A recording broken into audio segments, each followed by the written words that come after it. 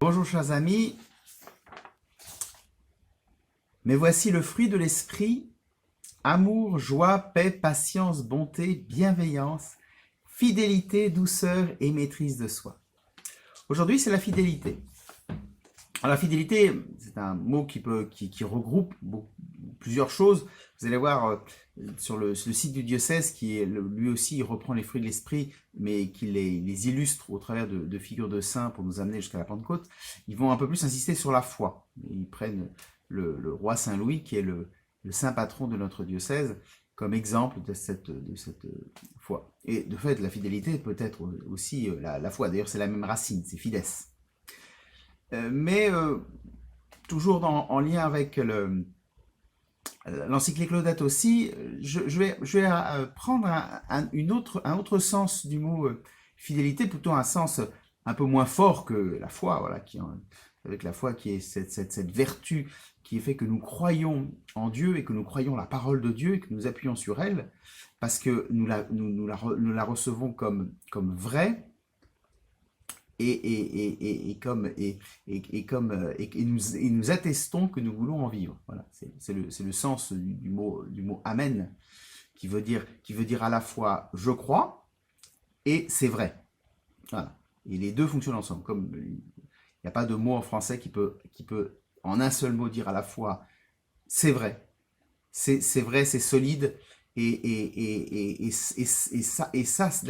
là-dessus je peux m'appuyer et je crois. On continue à dire Amen. Donc ça, c'est le sens de la foi.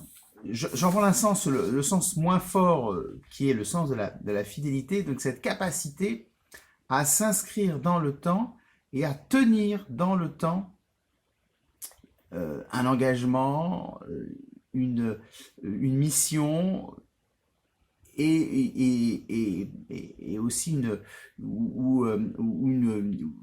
mission, quelque chose qui m'est donné. Et donc la fidélité, pris dans ce sens-là, induit immédiatement la notion de temps. Elle s'inscrit dans le temps. Il y a un passé, un présent et un futur. Et donc elle rejoint, et c'est là-dessus que je vais partir, l'idée d'héritage. L'héritage, c'est ça, c'est quelque chose qui m'a précédé, que je reçois et que je transmets. Et la fidélité consiste à justement assurer cette transmission. Le pape le dit très bien dans son encyclique Laudato Si, où il dit « Aujourd'hui, croyants et non-croyants, nous sommes d'accord sur le fait que la terre est essentiellement un héritage commun dont les fruits doivent bénéficier à tous. » La fidélité, elle s'inscrit dans la transmission. La terre n'a pas commencé avec moi et ne finira pas avec moi. Les biens de la terre, les biens que je reçois, m'ont été transmis. Et donc, il y a une sorte de reconnaissance du ventre, de reconnaissance de gratitude qui fait que tout ce qui a été vécu avant moi, eh bien, je l'ai reçu sans avoir rien mérité. Voilà, je suis né dans un pays, j'ai eu une éducation, j'ai une culture, j'ai une langue, j'ai un lieu pour habiter. Tout ça, bah, ce n'est pas mon propre mérite, je l'ai reçu.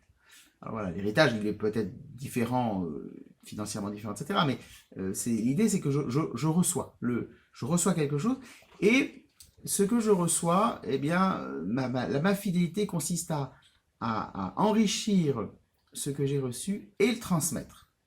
Voilà, la fidélité, c'est ainsi faire le lien entre les générations. Et donc il y a, on s'en rend bien compte de manière assez simple, dans l'écologie, un enjeu de fidélité. Puisque la génération qui a la capacité à faire les choix et à opérer les choix politiques à l'heure actuelle, elle doit transmettre ce qu'elle a reçu à d'autres, à la génération qui suit. Ce qui veut dire que la génération qui est en charge de l'écologie, elle reçoit aussi des choses qui ont été pensées et vécues avant elle l'enrichit et elle le transmet à une nouvelle génération qui, elle aussi, transmettra. Donc voilà, donc là, il y a une dimension dans le temps de la fidélité. Mais il y a aussi une dimension, ce que rappelle très bien le pape, il y a aussi une dimension dans l'espace. C'est-à-dire que la fidélité, c'est aussi la fidélité à travers tous ceux qui reçoivent et vivent de cet héritage. Non seulement je ne suis pas, le monde n'a pas ne commence pas à exister avec moi, mais je ne suis pas tout seul à l'heure actuelle dans le monde. Je suis en interdépendance avec tous les hommes. Et donc la fidélité renvoie aussi, ce que le pape revient là-dessus, à la dimension nécessairement sociale de l'écologie.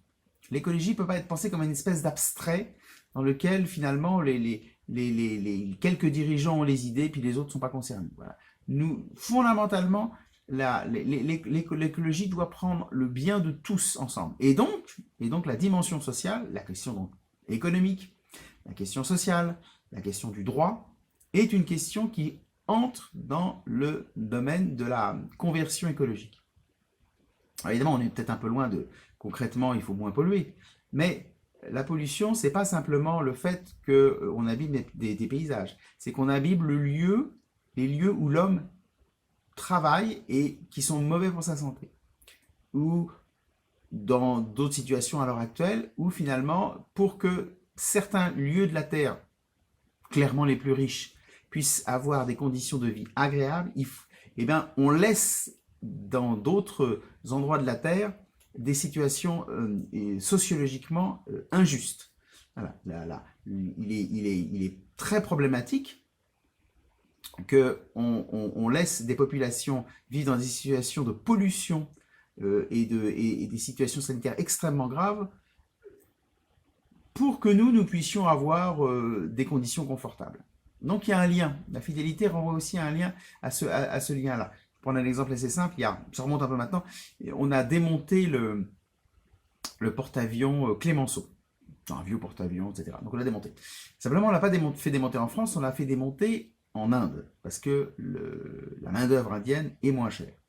Le porte-avions Clémenceau, c'est un vieux porte-avions, il a un inconvénient, c'est il y avait de l'amiante. Vous savez que l'amiante, on s'est rendu compte progressivement qu'en fait, c'est en partie cancérigène. Donc voilà, donc on s'est dit, c'est dangereux. Bon. Donc on va faire ça, on va faire désamianter par les Indiens, parce que déjà la main-d'œuvre est moins chère, il y a beaucoup de boulot pour désamianter, donc voilà, la main-d'œuvre est moins chère. Mais le problème, c'est qu'en Inde, les lois sociales sont quand même pas aussi poussées qu'en France, ce qui fait que, en fait, les travailleurs indiens ne sont pas protégés par les droits sociaux. Et donc, ils ont contracté, en désamiantant, le cancer. Et ça pose un problème. Et ça pose un problème du point de vue de la société indienne, mais ça pose aussi un problème du point de vue de la société française, qui a laissé faire ça et qui l'a fait sciemment. Ouais, il y a un exemple de cette fidélité. Ben voilà, la conscience écologique, là on a un cas assez simple, hein. La conscience écologique nous oblige à cette fidélité qui nous pousse à aussi à prendre en compte la situation de tous les hommes, de tous nos contemporains. Et ce que dit très bien le pape,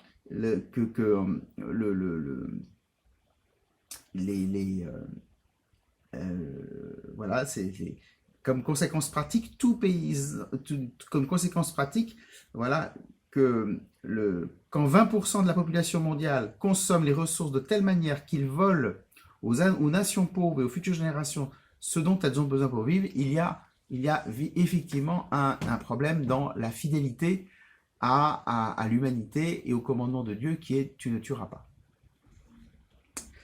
Voilà, cette fidélité, donc nous y sommes appelés à vivre à la fois comme en cherchant toujours davantage à enrichir et garder l'héritage et le transmettre à la nouvelle génération, mais même à l'heure actuelle, envisager sérieusement notre fidélité, nos liens qui nous poussent à l'entraide les uns avec les autres, et qui est un enjeu fort de notre conversion écologique. Voilà. Pas simplement pour notre intérêt égoïste, mais aussi parce qu'on ne peut pas accepter que soit dans des situations dramatiques des hommes et des femmes dans d'autres pays, et qu'ils le sont parce que ça nous arrange économiquement et politiquement. Voilà, c'est une vraie question, c'est une question très grave et qui est malheureusement peut-être pas souvent abordée, ou alors mis sous le tapis assez vite en disant de toute façon chacun pour soi et Dieu pour tous. Et ben voilà, ça c'est être infidèle. Penser ça, c'est être infidèle. Donc il y a une vraie responsabilité. Le pape disait dans cette même encyclique Laudato Si, tout est lié. Donc il faut penser les choses de manière liée. Et notre consommation, notre façon de consommer, elle est problématique pas simplement pour la génération suivante, mais même tout de suite maintenant pour les générations, pour les populations qui existent à l'heure actuelle et qui malheureusement sont dans des situations dramatiques parce que on les exploite pour notre bien et pour notre confort.